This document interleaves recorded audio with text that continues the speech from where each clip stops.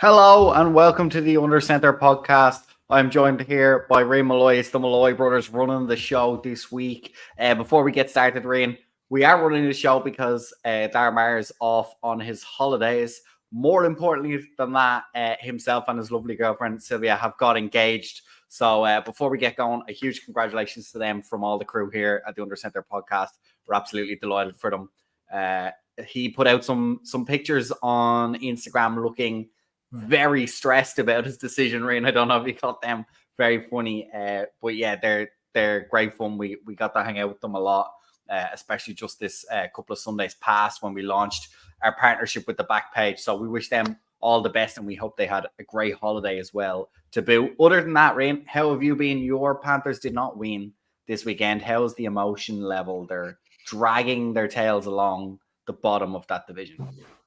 Yeah, look, we saw a lot of comebacks this week in the NFL, and we also saw what I'm coining as a Carolina comeback, which is when you come back from double digits down to lose by a field goal or less. It happens quite often with the Carolina Panthers.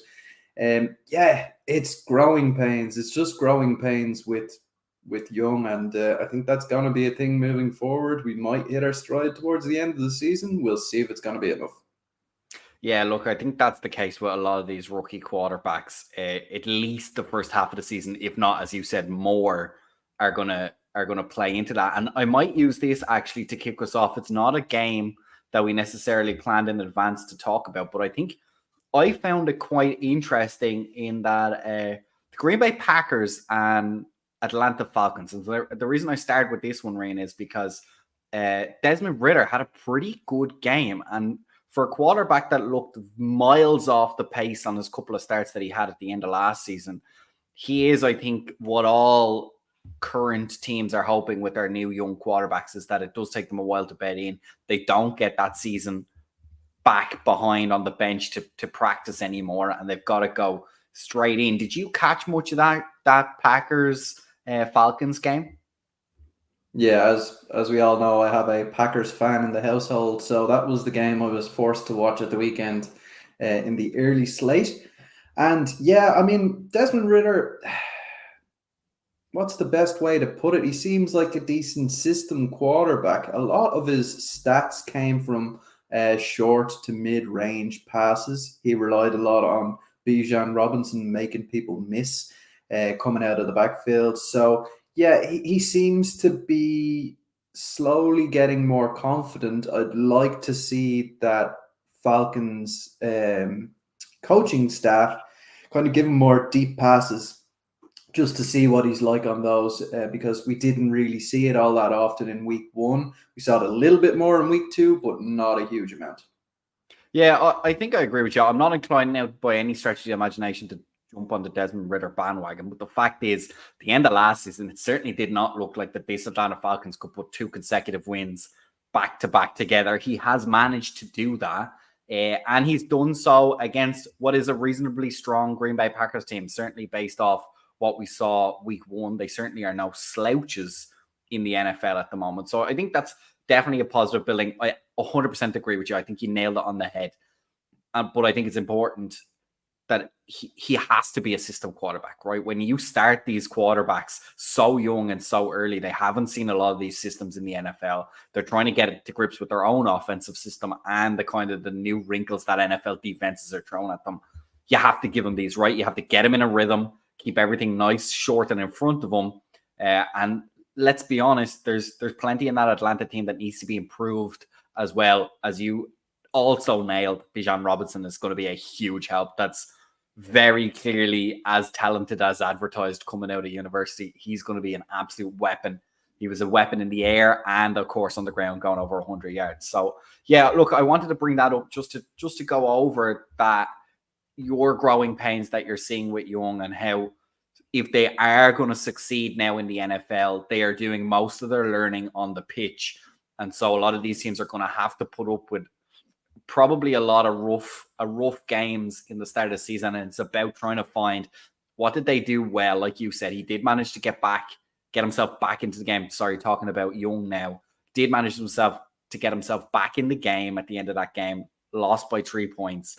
So you're kind of looking for the silver lining, right? What did he do well? What did he improve on from last week? I think that's a good place to start. One interesting thing that I remember that we talked about last week, Rain, and we're going to stick with quarterbacks. Personally, I don't like to do it, but hey, look, they get all the money and they touch the ball more than any other player on the pitch. So we're going to have to. While I'm talking about quarterbacks, might as well do my favorite thing, which is, of course, bashing Kirk Cousins, the worst quarterback, one of the worst quarterbacks ever to play the game. He had this week a all-time Kirk Cousins performance, prime time, coming off a loss against a real uh, division. No, sorry, not division, conference opponent. When you're talking about like preseason 1, 2, 3, 4 seeds. This was a guy this was a team in the Eagles that the Vikings were going to try and measure themselves off as the season went along. I don't know if you saw his stat line, Rain. Kirk Cousins, 364 yards, 4 touchdowns, no interceptions, and a huge fat L at the end of that effort. He did the same thing in week 1. I don't understand what's happening here. I love it. I love to bash on it, but Rain, can you offer you always have good insights? Can you offer any insight into what's going on in this Vikings offense and in Kirk Cousins himself? I think the viewers will remember me saying, like, the last thing I said during the podcast last week was I would put my money on Kirk Cousins stuffing the stat line and then bottling the game. And that's pretty much what happened, right? I saw a lot of people online talking about how you can take this game as kind of a benchmark to say the big primetime games are not too big for Kirk Cousins. But when you really break down the stats, you kind of see that he had nearly 100 yards in garbage time, had that touchdown at the end to bring it back closer than it really was as a game. Now, you can't put it all on the back of Kirk Cousins. I like putting it all on the back of Kirk Cousins, but you can't really put it on the back of Kirk Cousins. They had 4 fumbles total as a team, and that's really not good enough in terms of ball security. So I think on this one, you can't really put it on the back of Kirk Cousins, but at the end of the day, these guys, these quarterbacks, they're getting paid the money. You should be expecting them to go out and get that W for you at the end of the day. You can't go, well, my stats were good. They say quarterback wins are not a stat in the NFL. They should be. They should be the guys who are leading the team to victory. And Kirk Cousins hasn't done that this season. Yeah, and look, I think another thing, as you said, just for context, at the end of the first quarter was only 3-0 to the Eagles, and then the Vikings scored the first touchdown of the game, and then the Eagles proceeded to rattle off 3 touchdowns and a field goal straight after that. So the closeness of the score was, I think it ended a 1-score game, but really, as you said, a lot of that was in garbage time. I think a big problem maybe for them is the run game. For the second week in a row, minuscule rushing yards. Alexander Madison, 28 yards on the ground. That was the team's total as well. So, okay, of course, as we just said, the three touchdowns means you're going to have to chase the game. And in the NFL, that means through the air these days. So kind of expect a lower total on the ground. But for me, it's interesting. 2 games in a row that you didn't go to the run game, and especially in the second quarter, I feel like you can try and manage the clock a little bit, right? As that game's getting away from you, but you're still in the first half. When you have that ball, you want to be able to run the ball effectively. 1, to get yards, and 2, make sure the opponent doesn't have so much time to keep going with their scoring on their side. So, yeah, for me, it's something to definitely keep an eye on. Obviously, Cook is gone. He's had 4 monster years there in Minnesota. So it's not going to be something simple to try and reignite that run game. Madison was highly touted. He did play a little bit last year, but let's see how he can develop, because at the moment, either he can't or they haven't asked him or put the team in a position to be able to rely on him. And that's going to be interesting to see. Can he do it? And can the team manipulate the scenario, the game management to get him involved in a game? But we'll leave the bashing there. I have to say, well done to the Eagles. They certainly have started hot. I am not looking forward to have to play them twice this season. Same with the Cowboys as well. The NFC East is looking strong. The Giants got their first win. We might talk about that a little later. I want to talk next about the Bills against the Raiders. primarily just because it got the Bills back on track. We expected them to be a juggernaut this season, as always. Bit of a wobble week one, back on track, 38-10 win over Las Vegas. You could argue how good is Las Vegas. They scored a touchdown in the first quarter, and that was the end of that. They added a field goal in the first half and never scored again for the rest of the game.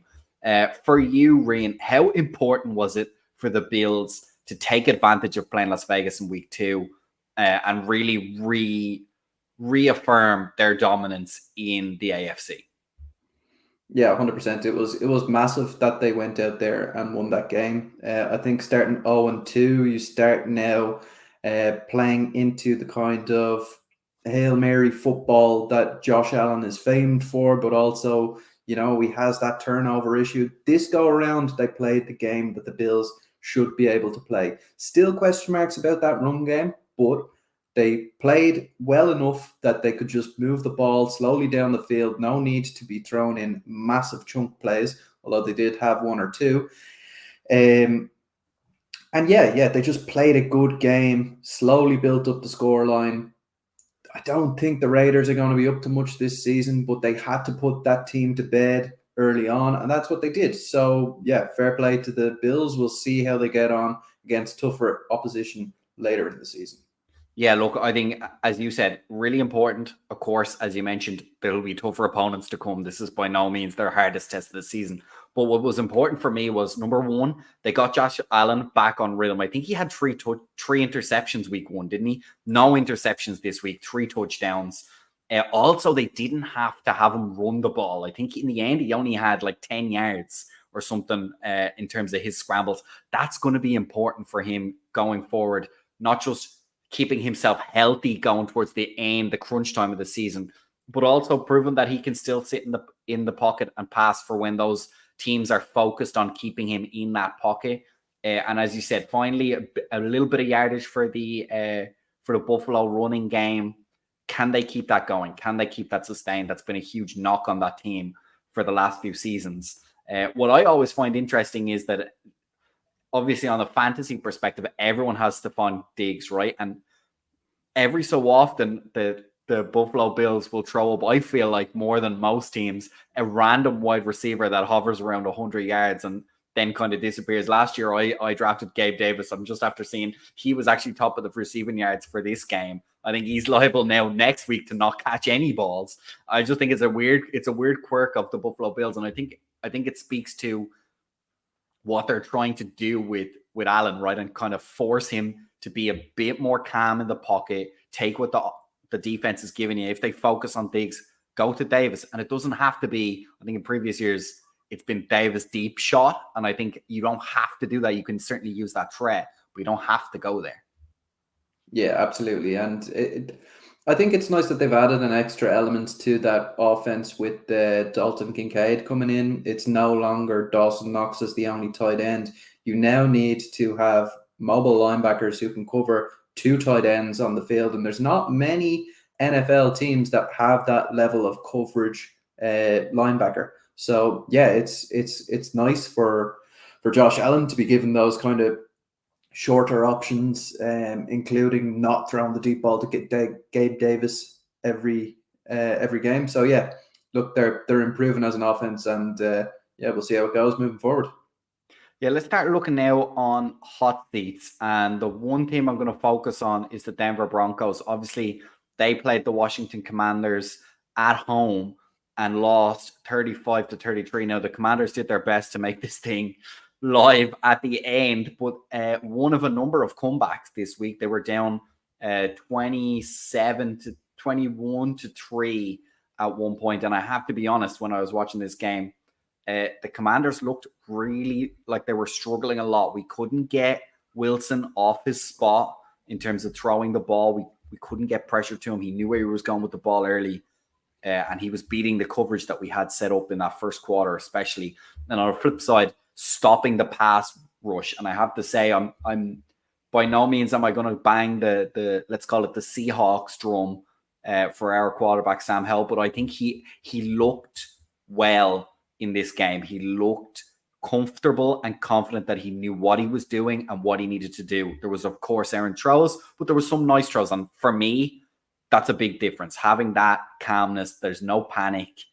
A couple of plays, he's going to take a sack. He probably shouldn't. He's going to throw a pass awry, but in general, the ball went where it should have on time and with velocity. He was throwing some quick balls in there. But what for you, I want to ask specifically is that there's been a lot of talk about what Denver are going to do at quarterback. Give us your synopsis. Do you think they are tied to Russell Wilson? The Walton family, the owners of the Broncos, can certainly eat the money that they've guaranteed to him.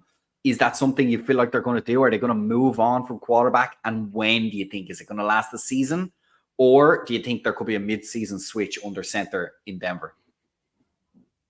I think Russell Wilson has been showing us enough this season to warrant a starting job in the NFL. And I think that's probably going to remain with the Denver Broncos. I believe their backup is, I'm not even sure who their backup is at the moment. So I can't see a change happening mid-season. To be honest, I can't even see a change happening in the off-season this season, because there is all of that money, and I know it's nothing to the Walton family to eat that cash, but it's a lot to the team to have that against your cap. So even if they are getting involved in a trade, I don't think anybody's going to take on the full value of Russell Wilson's contract. So they're pretty much stuck with dead money there. So I think he warrants enough to give this year too, and then the start of next year. Then if things start going badly, we can start talking about maybe making a change mid-season and then drafting a quarterback in the future. But for this season, I think he is the man to lead the Denver Broncos. We saw flashes in the game, that deep ball to Mims was reminiscent of him in the kind of mid-2000s where he was throwing them deep balls, getting the Seahawks to Super Bowls. So, yeah, there's enough there for me to be comfortable as a Denver Broncos fan with the quarterback play. Some issues elsewhere on the field. Yeah, and as I pointed out as well, in the first quarter and the first half especially, he knew where he was going. It wasn't always a deep ball and it wasn't always maybe dynamic, but the ball came out quick. He never felt ruffled. And also he led the team in rush yards as well. So he's still well capable of using his legs to good effect. While we're talking about the Denver Broncos, I want to open up the picture a little bit and look at the AFC West in general, specifically the two teams at the bottom of the AFC West at the moment. That is the LA Chargers and the Denver Broncos, both 0-2. Who do you think is more nervous as a fan base? Do you reckon it's the LA Chargers because the expectations are so much higher? Although we heard a lot of trash talk coming out of the Broncos in the offseason about how much of a turnaround this squad has gone on. How do you feel the AFC West? And I think it's quite interesting. At the moment, Las Vegas are top of that division. Yeah, it's an interesting one, with the Broncos having such a poor season last season. I think their expectations are probably a little bit lower for this season than the Chargers. The Chargers, on the other hand, have got super high expectations, but have not necessarily performed to the best of their abilities over the first two games. Now, they played quite a good game versus the Dolphins in week one. It was just they got outscored by a very high-powered offense. Week two, though, on the other hand, they didn't look as dynamic, and I think that comes down to Austin Eckler. So that's going to be the key for them moving forward, is to keep Austin Eckler healthy, because he has that big explosive play ability that maybe the other running backs in that room don't have. Like, I can't remember the last time the Chargers played with Austin Eckler and he didn't break off a run of 15, 20 yards in a game. It's important to have that kind of burst play for your offense. It kind of gets everything rolling. So, yeah, for me, the key is in Austin Eckler. And if they can keep him healthy, they'll be okay. If they can't, I don't think they will, because they struggled a lot on third down in that game. I think they were 1 for 8 at one stage on third downs, which is just not good enough in the NFL. And I think a lot of that boils down to not being able to generate those third and short situations by effectively running the football. What about the quarterback situation there at the Chargers? Do you think it's going to be a problem going forward? Is there going to be an issue with Justin Herbert in terms of his career being almost this like Kirk Cousins-esque, getting a lot of money, a lot of hype, and fundamentally not getting the prestige wins and the playoff wins? Personally, I think it's a bit premature. I think he's quite young, especially compared to the likes of Kirk Cousins, been around for a long time. The Chargers, in my opinion, and I have to say I'm a bit removed from that squad, but I feel like they've done a lot without Austin Eckler. Obviously is a fantastic player, but if I was to go down and pick a squad to start a Super Bowl run with, I don't know if I'm picking the Chargers out as any specifically talented roster. By no means are they awful, but at the same time, surely that's got to feed into this narrative of Herbert, right? And I guess we're a little bit hypocritical where we're taking it away from. Well, I guess you gave credit to Kirk Cousins saying it's not all about him, but at the same time, the quarterback has to win. And so how do you balance that? What way do you see Herbert, and what does he need to do for you to have confidence in his position at the quarterback position there in LA? Yeah, it's a tough one. I see where you're going with where he might generate the legacy of Kirk Cousins insofar as he can't win in big games. And for me, it's gonna so what you mentioned about the squad is interesting. I think they have a really peaky squad, if you know what I mean. Some positions excellent, way above average. Other positions not so much. So their defensive backfield would be subpar. I think that O line is really struggling at the moment. I don't think it's one of the better units in the league. And I think Herbert at the moment fits into that top category. He's one of those excellent players on that team that's being let down elsewhere. In terms of just going back to that comparison with Kirk Cousins, he just feels a little bit more talented in general than Kirk Cousins. He can make those, miracle balls happen. He seems to be much more aware in the pocket, bit more dynamic with his legs. So I wouldn't be too worried about the performances of Justin Herbert. I would be more worried about the performances of those around him and maybe the overall culture of the Chargers, because we've seen going back into the 90s that the Chargers do not have a culture of winning within that organization. So it may be just going to take the one playoff win or a run towards the Super Bowl to just kind of kick things off there. Because as far as I see it, Justin Herbert is one of the best quarterbacks in the game at the moment. So when you have him there, you always have a chance. We spoke about your young at quarterback. Another game that had two rookie quarterbacks facing each other was the Colts against the Houston Texans. Anthony Richardson left early but looked serious while he was on the pitch. 2 touchdowns, very dynamic. A little bit of concern about injuries, right? This is 2 games in a row that he hasn't finished. Now he's going to be in concussion protocols. I think that's always the danger of a rushing quarterback. But I guess without going in, well, first of all, I want to ask, I don't know if you saw the stat line, you probably didn't, but CJ Stroud, another 47 pass attempts this week. Are the Texans just going to use this guy until his arm falls off? I think he's right around 100 pass attempts already, and we're only through 2 weeks of the season. Yeah, maybe they know something that we don't about the development of quarterbacks, where it literally comes down to the amount of balls that they throw. Tom Brady's thrown a lot of balls and he has 7 Super Bowl rings. But it's a strange one that they have a decent running game there to fall back on, and it just looks like they're going with the air raid offense. It's a strange one. They have a defensive head coach. Usually defensive head coaches want to keep the offense on the field to limit the amount of plays coming against their defense by running the football. And that's just not what they're doing. It's insane. But going back to Anthony Richardson, he looked really, really nice running that football. Reminiscent of Cam Newton, to be honest, in his first couple of years with the Panthers. Bit jealous that we didn't get him as our quarterback. Well, look, I just had a look at some of the ESPN breakdown of the stats, right? So, CJ Stroud has had 91 pass attempts so far. That's on pace for 774 across the season and a total of 5,300 yards. So if the Texans if the Texans keep using him the way they are, I tell you what, they might not win a lot of games, but he's certainly going to be in the running maybe for offensive rookie of the year if he puts those numbers up. I think the committee will look past the win-loss record.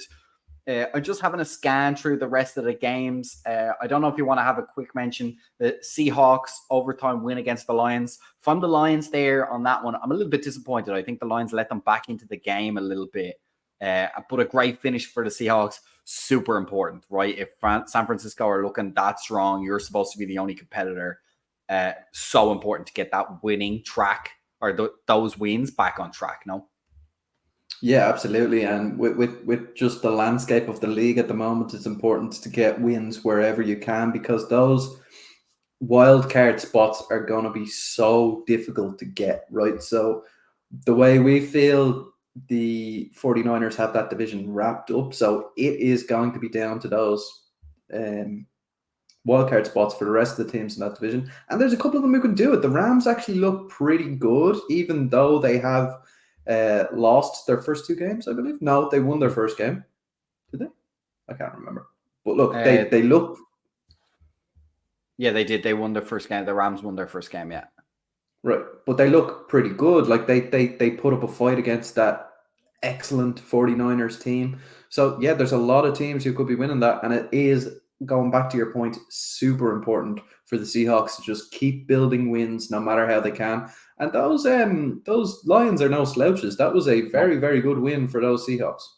Yeah, and a pretty good game, I have to say. I caught a bit of it. That was a pretty good game. I think, again, one of these things, as we said, a lot of the wins you're going to get at the start, they're going to rely on how hot you can get fast and when you bump into teams along their journey.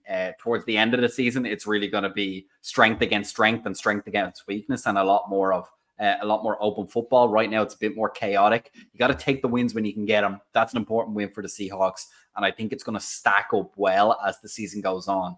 I do want to just quickly talk about the New York Giants as well. They had a massive comeback. They were being shut out 20-0 at halftime.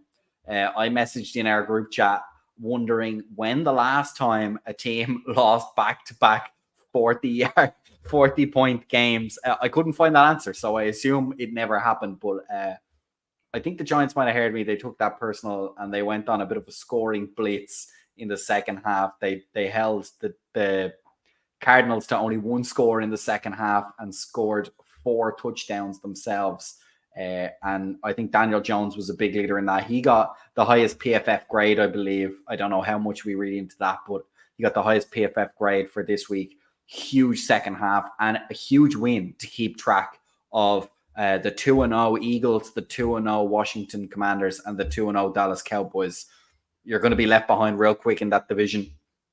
Probably, I think it's fair to say, based on the wins, Eagles and Cowboys are certainly a tier above the other. But, I mean, we've seen no consecutive winners in that division. So if you want to have a chance, you definitely can't start 0-2, 0-3. So huge win for the Giants. How bad, though, do you think this Saquon Barkley injury is? Because he's hugely important always to that Giants offense. Yeah, it's a tough one to see because they really do rely on him a lot. Now, I don't think it's as bad as some of the other injuries that have occurred this week. I mean, I think the story coming out of the Giants is that he's week to week going forward, so they got lucky there. But yeah, it's just one of those things. I'd say they're delighted to have come out of that with a win. I think it was their biggest comeback since the 1950s, which is insane. I don't know when the last time a team went 60-0 at the start of a season and still finished 1-1 on that 2-game stretch. So yeah, fair play to the Giants there. But yeah, Saquon Barkley is going to be a loss to them when he's not on that field. So they'll want to get him back as quickly as possible. And then finally, to wrap up our review of week 2, I have a kind of hypothetical question for you. And that is, are the Miami Dolphins the second best team in the AFL? In the AFC, Or the AFC, yeah. Behind the 49ers. The 49ers. Behind, who would actually, yeah. Yeah. Are they the number one team in the AFC, do you think, right now, 2 weeks into the season? Record-wise, they are, but in terms of going forward, are they legit as the number one seed right now in the AFC?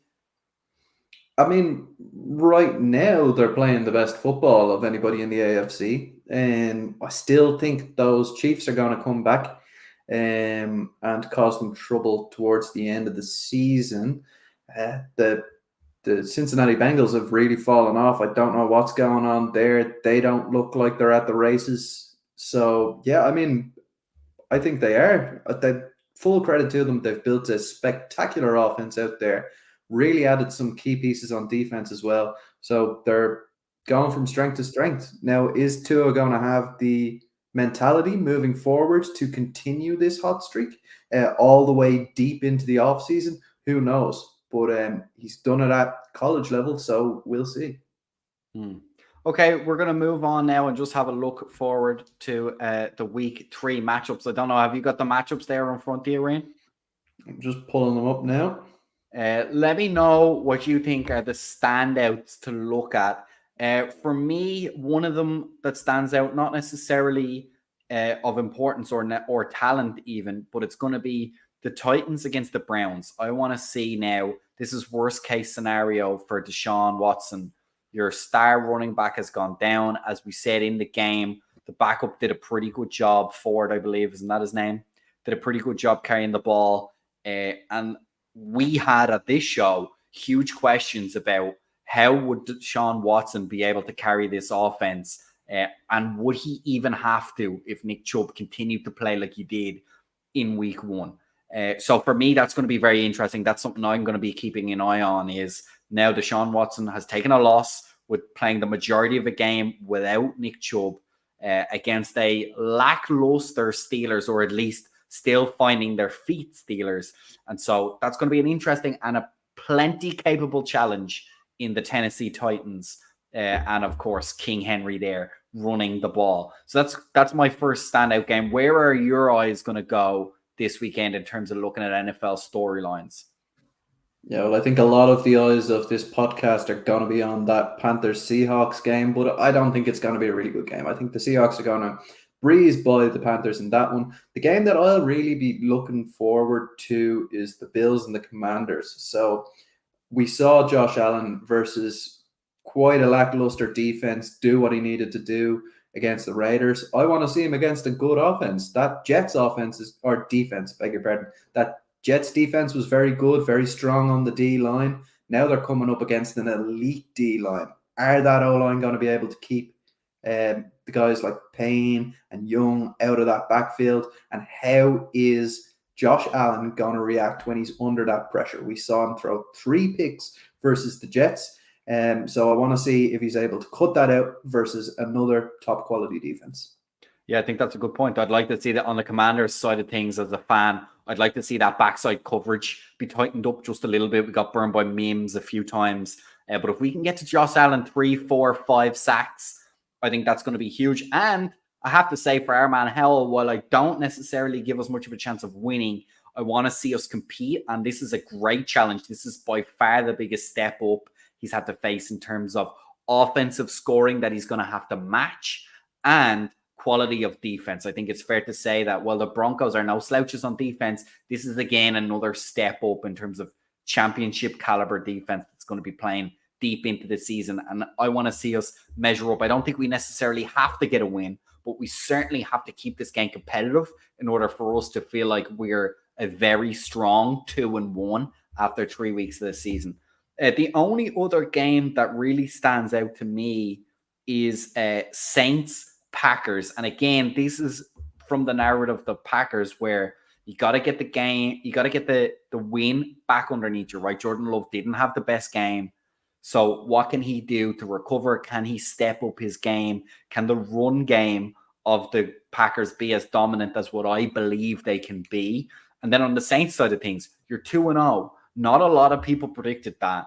This is a good challenge. Can you keep it going? It's beatable. They're definitely beatable. But you're going to have to go and do it. And it's going to be a true test of Derek Carr. Can he get the job done and go 3-0, which would, I think, would be a very strong start for the Saints, given how they looked last season. Yeah, I'd agree with you there. I think the one thing that I'm going to look out for in this game is the play calling on the side of the Green Bay Packers. In the first half, I know the half finished 10-9 to the Packers, but they looked pretty dominant there. And then in the third quarter, they really took control of the game. Then they let their foot off the gas. Very conservative play calling. I wouldn't put the loss against the Falcons on the back of Jordan Love. I would put it on the back of play calling. So I want to see a more aggressive play calling style, even if you are 10 points up going into the middle of the third quarter. You need to keep the foot on the gas. This is a cutthroat league. Put a bit of confidence in your quarterback. You know, Jordan Love looks like he can do the job. So why not put your confidence in him and let him throw that ball around in the third and fourth quarter? Just the last game that I want to talk about before we move on is the Buccaneers and the Eagles, right? So on paper, this doesn't look like a close game, but from a spectator's point of view, you know, watching the Eagles play football is always a good thing to do. I'd encourage you to do it whenever you can. But Baker is working a bit of Baker magic at the moment with those Buccaneers. 2-0, decent passing percentages, a rake of touchdowns, and yeah, he's just doing what Baker did in those first few years with the Browns when everybody thought he was hot shit. So I want to see if he can continue with that Baker magic. Like you said, with the Commanders, they don't necessarily need to win this game, but I'd like to see him keep it close, and I'd like to see a bit more pizzazz and a bit more just Baker magic coming into this week. Yeah, but I think I agree with you there. There's no other games that stand out for me. One game that I will be giving a bit of bombastic side eye to is the clash of the 0-2 Chargers against the clash of the 0-2 Vikings. They both quarterbacks can't both bottle this game. So someone's going to have to come out with a win. So I think that'll be interesting to keep an eye on. Thanks for running through those games. As always, we are brought to you in partnership with the Back Page. So if we have piqued your interest, or if you want to get down and set yourself up for the evening and keep an eye on all these games that we've run through, do so. There's a fantastic setup there in the Back Page. They've got a great red zone setup, and also they'll be showing the live Sky games as well. So you'll be able to focus in on one team if that's your bag. And of course, the red zone with some great meal deals and drinks deals there in the Back Page as well. So we highly recommend. We had a great time there. Week 1, a great experience there. And we really encourage anyone around the Dublin area, get yourself down to the Back Page. It's going to be fantastic. And keep an eye on all these NFL storylines. It's only early in the season, but these things will feed into confidence of all these teams running forward. As we said, it's quite a lot of chaos. So you need to grab any wins that are floating around you with both hands. Rain, thank you very much for joining me today. Before I let you go, I want to congratulate again Dara on his engagement, himself and Sylvia. Congratulations from all the guys here at the Under Center podcast. Rain, thank you very much for joining me. Really appreciate your insights. I think it's going to be a very interesting week 3. What do you think? Yeah, absolutely. Can't wait for it. Well, from myself and from Rain, thank you very much. You can catch us here live next week as we review week 3. In the meantime, you can catch up on all the previous shows, including this one, on Spotify, Apple Podcasts, anywhere else you get your podcasts. We're also available here if you're watching live on YouTube. All the other previous shows are also here under Center Podcast. Please do engage with us, like, follow, subscribe, drop any comments. We do our best to read them all, and we love to go and have a bit of banter back and forth between you guys and bring up any of the talking points you feel are relevant. And of course, you can follow us on the socials at UnderCenterPod on X and at UnderCenterPod on Instagram as well. Drop us a like and a follow, and do send us a message if you have anything you want to talk to us about. That's all for this week. Thanks again for joining us live from myself and from Rain. Thank you very much. Stay safe, and we'll see you next week.